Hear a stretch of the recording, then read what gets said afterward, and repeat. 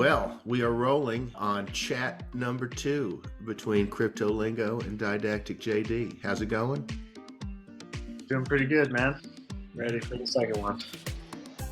How about Glad you? to, yeah, doing okay. Man, I just on a unrelated note, I went out.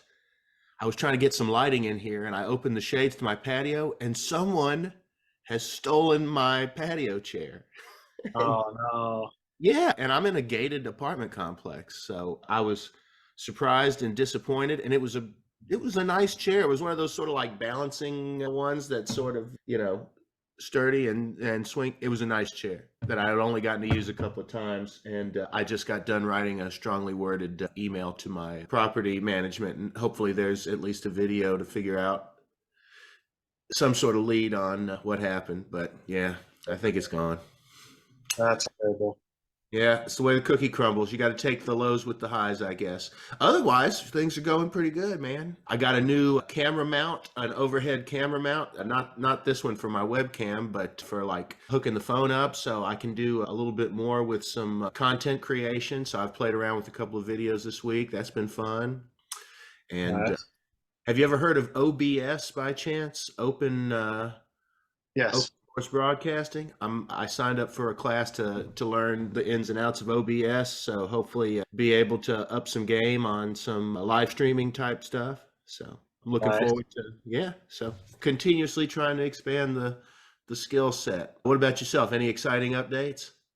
I actually played with OBS last week after our video too. I went and recorded just me reading through the MetaMask Learn program that they just came out with. Dude, that was going to be my submission for our chat today. So good. Cool. I've got it queued up. I'm glad you can talk about it. I only just perused it. Yeah. Awesome. Did you record it? Yep. Oh, nice. It's only on a Web3 platform though. It's not on YouTube or anything. Well, if there's a link to it, I can put a link to it in the comments to this, so I can try that. people can investigate. So yeah, that's cool. Awesome. Well, I guess that's kind of a good segue in that you had a proposal about content for today's chat. Run it by us one more time before we dig into it. Are you looking at the notes here that I took? Oh, no, I'm not. I was just referencing the message that you sent on Twitter. Are the notes on Twitter? No, that I was looking. I added some things to the document. Oh, the Google Doc. I'll pull it up. Go ahead and chat about it for a second, and I'll take a moment and pull it up. I just said that we should probably say that we're not giving advice. We're just sharing opinions. That is excellent. An excellent disclaimer. I certainly do not profess to be an expert on financial advice. And yeah, this is just fun conjecture and learning. Yeah.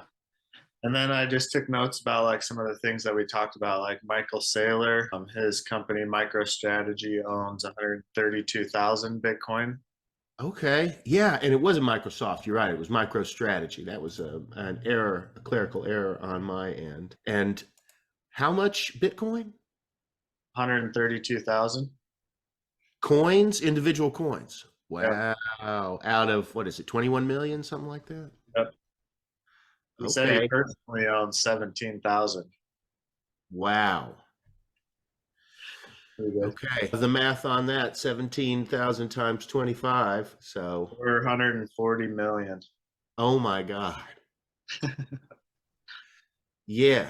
Well, I was listening, actually, speak of the devil, I was listening to that chat with Lex Friedman that I was talking about. And at some point in the last third, he talks about the provisions for his death is that the money goes to some society where the grandiose claim of no one will ever have to pay for education ever again. So yeah, I had a feeling that would take a lot of money and provide a robust and continuously growing, augmenting market value. Who knows what it's going to be by the end of things. Right. Let me see. That could go up by quite a bit. Okay, there we go. And I see. Yep. Okay. Looking at that. All right. Jamie Dimon. You mentioned Jamie Dimon last time, right? Yep. I just took some notes about him. He's got 3.7 trillion in assets, and you can kind of look through this list. Like they have 540 billion in home loans, outstanding home loans, and that's about the same as the market cap of Bitcoin. I'll share this sheet we're talking. You think that would be okay to share this sheet we're giving the rundown on? Oh yeah. Okay, give me a quick second.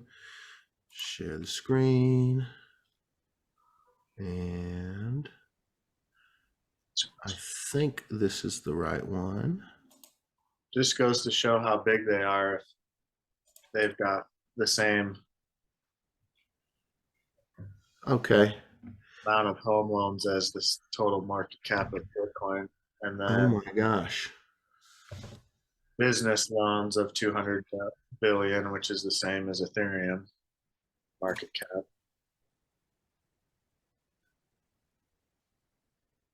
I'm trying to, so, all right. Trying to figure out what this guy's net worth is. JP Morgan's total is 3.7 trillion. Okay. And that is, JP Morgan does not dabble in crypto at all. Is that correct? Yeah, he's the one I was telling you is basically the top bank. Right. Oh, so yeah, the number one adversary that was mentioned. Yep. I gotcha. And all of this is good reason to, yeah, vast influence over 100 countries of presence. So a net income of $29.1 billion in 2020. Okay. Are they pretty much the largest bank in the world? Yes. Okay. Yep. 60 million households in the United States. A loan portfolio of 540 billion. So when you, I'm not a financial expert. When you say a loan portfolio, that is, are those funds that are available to give out in loans? So this right here, it says for the households, 60 million households. So that's just their house loans. Oh, so that's just one sector of available loans. That's not even counting commercial, I guess, loans or anything like that. Right. Then one below them is the commercial loans for 200 billion. 200 billion. Huh. And I'm surprised. Honestly, I'm surprised that that's a smaller amount than the household portion. Yeah. But okay.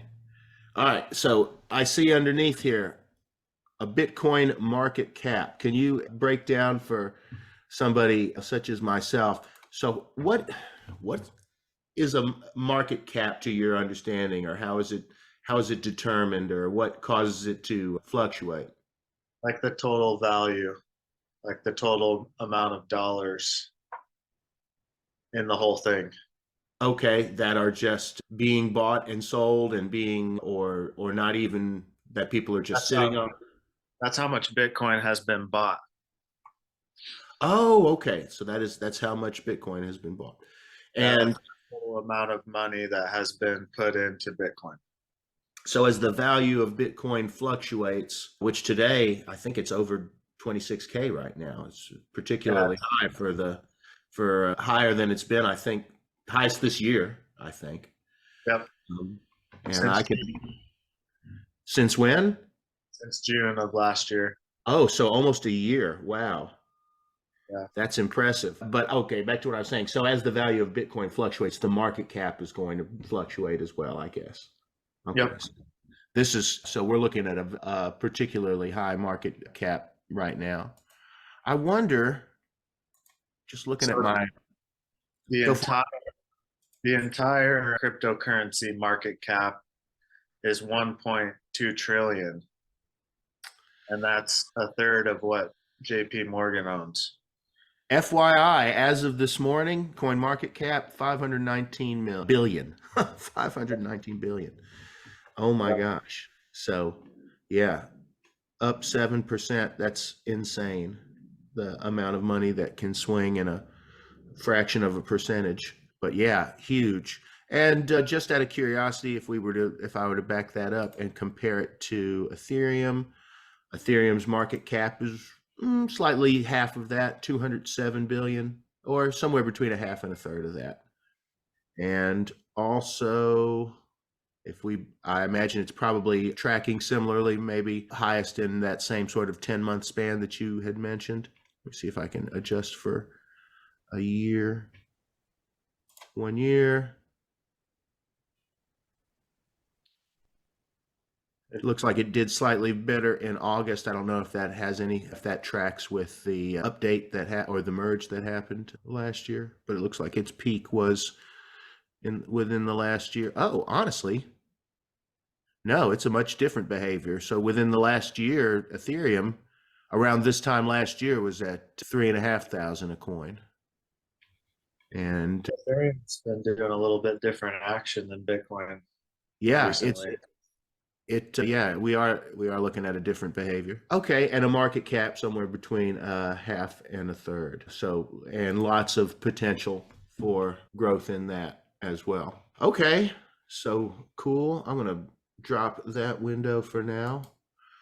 Today, and I was going to sort of let you take the reins on this since this was your idea, and I'm going to work on listening and trying to formulate some questions. But we had, well, what was your idea? Helpful websites, if you could elaborate? Yeah, just all kinds of different tools that I guess you could use, different things that have useful information, just places. I heard an analogy one time that like the internet is kind of like the lunchroom cafeteria at high school. And Okay. this table over here has the Pokemon kids, and this table over here has the football kids, and the cheerleaders sit over here. And the internet's kind of like the same thing.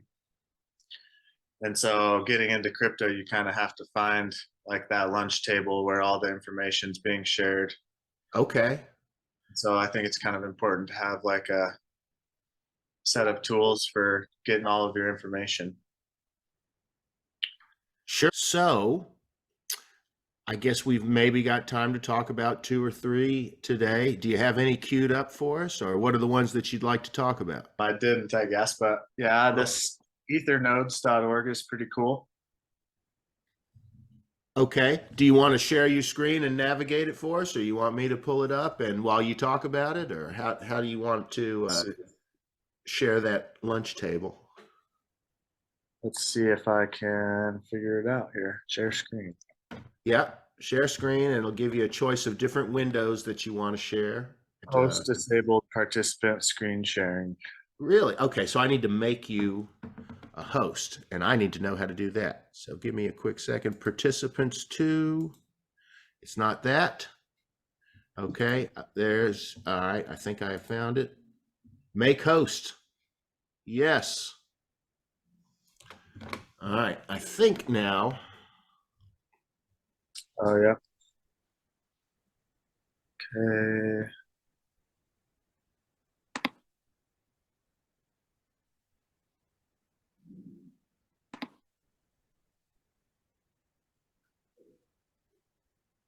System preferences.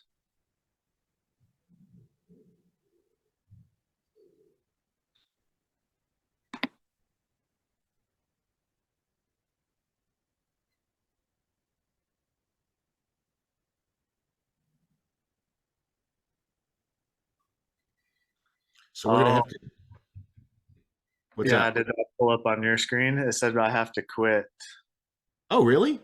No, I didn't. I have no announcements or anything like that. It says Zoom will not be able to record the contents of your screen until it is quit. Huh. Well, you want me to pull it up and you just talk and I'll look around?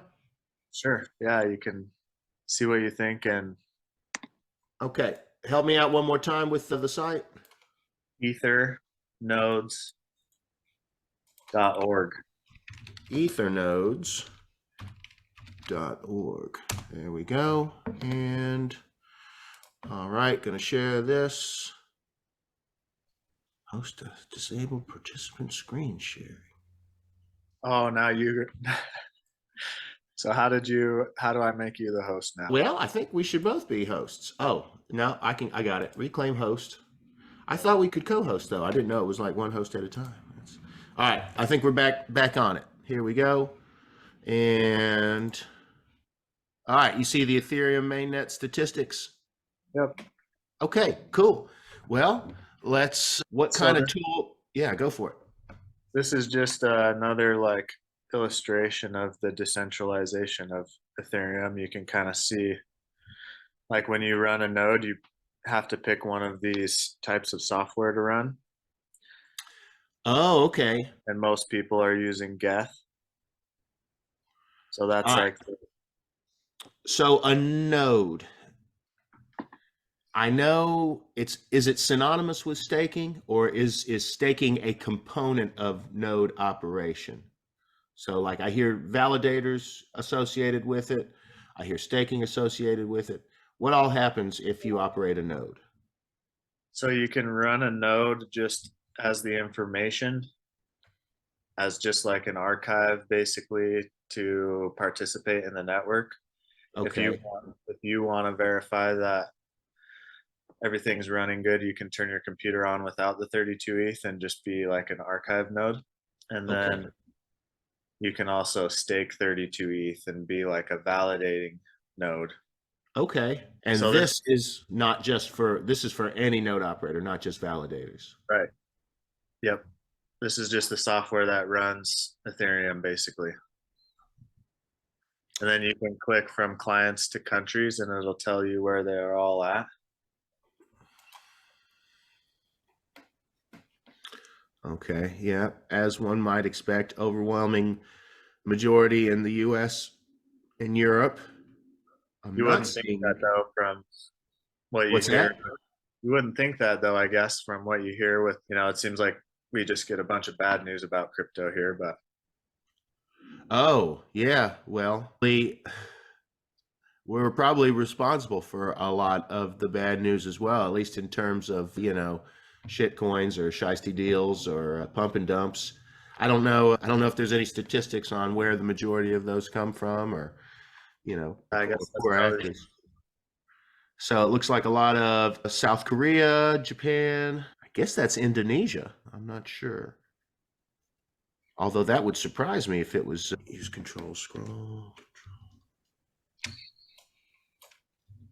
Malaysia? Oh, Singapore. That's what it is. Yeah, that makes sense. That's the big financial hub of Southeast Asia. So yeah, that does make sense. And then we have a lot of Finns, Brits, Irish, Germans, Dutch. Okay.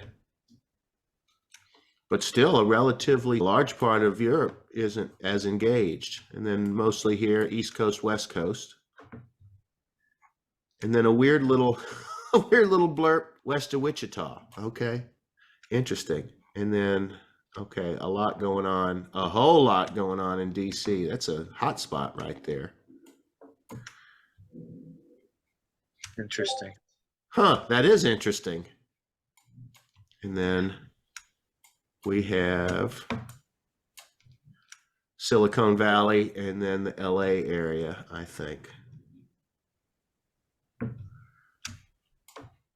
All right. Kind of cool site to look at. Yeah, definitely. Oh, and it even breaks it down here. Yeah, Germany at a distant second from the United States, and then everybody else at a significantly different distant place after that. Singapore, a third of Germany, Germany, a quarter of the United States, and in terms of node operation. Yep. And then the rest are a little bit more boring, like sync status just tells you how many are online and how many Okay. are offline. This is just kind of like the health of the Ethereum network. Basically, it tells you a little bit of everything. Okay. 37% are syncing right now. Most run on a Linux operating system. And then it'll tell you what kind of like internet everybody's on. All right. So what's the difference between synced and syncing? I mean, like if it's synced, what it's just not syncing at the moment? Is that what we're talking about? Yeah, it's up to date. So there's different setups you can there's some nodes that have 2 terabytes and some that have up to like 14 terabytes of data, and Oh, okay. you have to load all of that and sync with the blockchain. And Okay. so sometimes if you go offline, your node will stop and you have to catch back up. I've never done a whole lot of this, so I can't speak to it too much, but No problem. No problem at all. Any guess as to, with a third being active at this present moment, is that pretty robust, or does that that seems seem? that seems a little off, but maybe there was something going on today or sometime recently where like Rocket Pool will have an update or Geth will have an update, and then everybody's got to resync.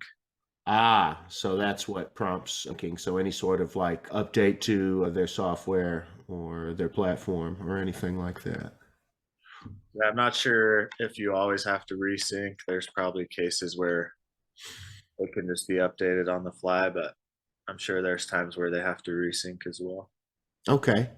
So who, in your opinion, is best served by this website? Like, who in the world is benefiting from this sort of analytical information?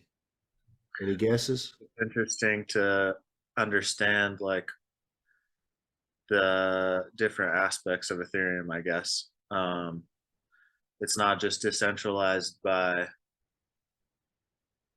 how many, it just kind of, you can keep up on all the information, how many nodes there are. There's 5,200 different computers around the world running. So anyone that would want to track the process or the evolution of its decentralization, this Yeah. website would be very handy. Do you know if they offer any sort of time lapse, or is there like a historical ledger so you can see how it's grown over time, or is it just sort of a live sort of a still shot of the moment? There is a history tab right there. Oh, there it is, right there, right there in front of me. So you can track it. Okay, I'm just going to click that out of curiosity. That's just node Okay. counts. So it kind of shows how many. Okay, so 2021. What do you think prompts these? I would think it would be a one-way. What prompts like this swift decline of node operation? Any thoughts as to what? And we have another one there, April 3rd, 20. Can't see what year. Oh, 2020. Okay, so this is right at the beginning of COVID. This is right around. No, the big dip in the market happened more. I think it happened in April at some point. Thoughts or conjectures as to what may have been the cause of this real swift turn right here? No, I do not. We're talking about, gosh, 10,000 node operators, over half disappearing from between May 7th to March 7th to March 19th. Oh, the same in 2020, 2021. That's interesting. Something I'll have to add to that document and figure out for next week. That's my Okay. Well, that's definitely curious behavior. And like you don't see a rebound. This has a huge, cut in node operators, but it's very swiftly bounces right back to the number it was at. You don't have that same mirroring behavior. It just bounces down and pretty much stays down. It only recovers. The recovery is negligible. It's actually never recovered back to that point at all. Yep. Interesting. I wonder I'll what's figure causing out that. what happened Yeah. Well, that's definitely a mystery to try to figure out. Okay. Well, do you want to cover anything else on Ether nodes, or do you want to talk about maybe a second site? there. Let's do that MetaMask Learn. That's a pretty good one too. Awesome. I already have that bad boy queued up right here. And I think I was watching something on Bankless within the last couple of days, and they promoted this site. And I mean, definitely, they spent a lot on the production value or the aesthetic. It looks really good compared to a lot of these sites. It's not just raw data. It's, a lot of visual appeal, although maybe there's a lot, maybe that has to do with NFT related content. So, all right. So, what have you done with MetaMask Learn? I have done nothing more than queue it up and scroll down on this homepage. So I actually recorded a video of reading through the whole thing and doing all of the interactive stuff. Oh, well, you Basically, want to, if you want to send that through me, I yep, can play it. it's an hour and a half long. Ooh, okay. Well, maybe we can look through that on the next meetup and just get the rundown on some stuff. If there's anywhere you want me to go, or if there's anything you want to sort of summarize or recap, we've got a course I think it's overview. just important for like people that don't understand what a wallet is or what Web3 is or an NFT. Like it's kind of a good place for anybody to start and go through.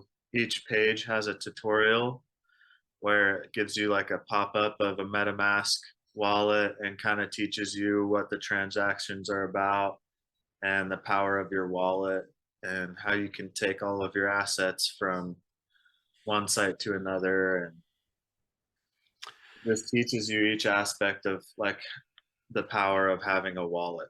I love it. I So love it. And this is a great way to make education accessible and interesting. Great art design, great layout. So, which of these courses have you messed around with? I went through each one of them. Oh, okay. How long does it take to get through one of these? 15 minutes, a half an hour, or 5 minutes? Well, eight, I guess, in an hour and a half. Okay, so all eight in an hour and a half. So 15, that's about a little less than 15 minutes, 12 minutes or so for each one. Cool. Just out of curiosity, I'm going to, just to see how it's going on here. What is Web3? All right, a little bit of a history lesson here. This is the beginning of the blockchain, I guess.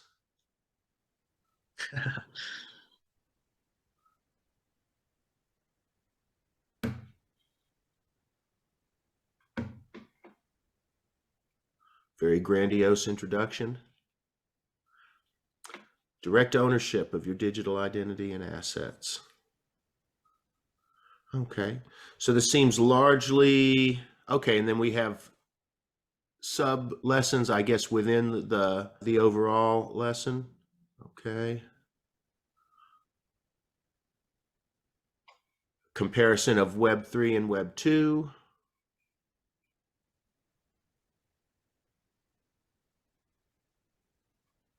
The different facets, different lunch tables that this lunch table might interact with. The finance kids, okay. Ownership, I know that's a big one, and then community. And the more I stay involved, the more I learn how that's, particularly with the Ethereum network, how that's so important. And I guess we learned that firsthand with ETH Denver, that how robust the community on the Ethereum network is. Yeah, that's the whole thing. You know, that's the whole thing why Ethereum's so cool. I guess, you know, that's why I like that website that kind of shows all the different information. I like, I just, it's cool how Ethereum is so spread out and open to everybody and diverse, and it's a pretty cool place. Yep. And the stronger the community, the market, well, with like Silverbank and Silicon Valley and just all of the dubious stuff that was going on while we were there and right when we came back in the big dips, the people that seemed the biggest and the most invested in the community did not seem bothered by that at all. It feels that the relationship or the spectrum of a doomer and, somebody who stays calm, it seems that there's a direct correlation with how well and how healthy their relationship with the community at large is. Because the Yeah. developers that I've been messing with on ETHStaker, nobody has said anything about the market or nobody expressed any. I mean, even when it's really good, they don't say anything. And when it was really bad, they didn't say anything. They were just focused on developing, moving forward, developing their platform and continuing to bring people together to build bridges that can assure continuous development. And that's reassuring, because if you just get on Twitter and listen to the doomers, or on YouTube, that can mess with your mind, man. Yep, it does for sure. I try to avoid all that. I just listen to positive. There's definitely too much positive to go around. So Yeah. So yeah, this looks great. Looks like it's primarily, oh, and there's a simulation. All right, I'm curious.